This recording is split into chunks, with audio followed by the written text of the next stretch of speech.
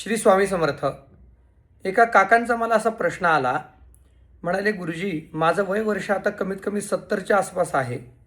मी पूर्ण जीवनभर स्वामींचं नाम घेतलं, स्वामींच्या भक्तीमध्ये लीन होतो, परंतु पूर्ण जीवनभरामध्ये स्वामींच्या दर्शनासाठी म्हणजेच अक्कलकोटला जाण्याचा योग माझा कधीच नाही आला.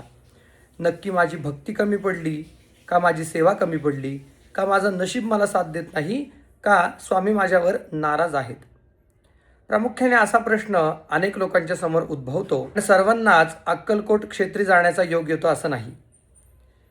तर जेव्हा आपण भगवंताचं नाम घेत असतो, भगवंताची भक्ती करत असतो, स्वामी नाम घेतो, तेव्हा आपल्या मनातील जो शुद्ध भाव असतो ना, तो स्वामी पाहत असतात.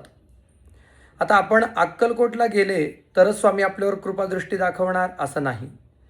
मुळात भगवंत किंवा स्वामी सगळीकडे व्यापलेले आहेत.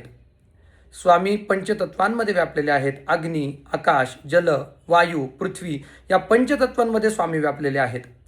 फुलाफळांमध्ये सुद्धा स्वामी आहेत. कणाकणामध्ये स्वामी आहेत. फक्त आपण मनामध्ये ती भावना ठेवणं अत्यंत गरजेचं असतं.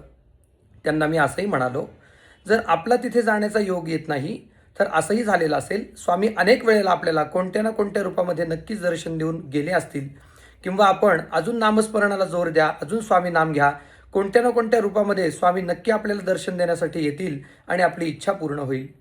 त्यामुळे कोणाच्या मनामध्ये असा प्रसंग असेल तर मनाने नाराज होऊ नका. उलट स्वामीनाम अजून जास्त प्रमाणामध्ये करा. नक्कीच स्वामी आपल्याला दर्शन देऊन जातात आणि आपल्यावर भरपूर कृपादृष्टी दाखवतात. श्री स्वामी समर्थ.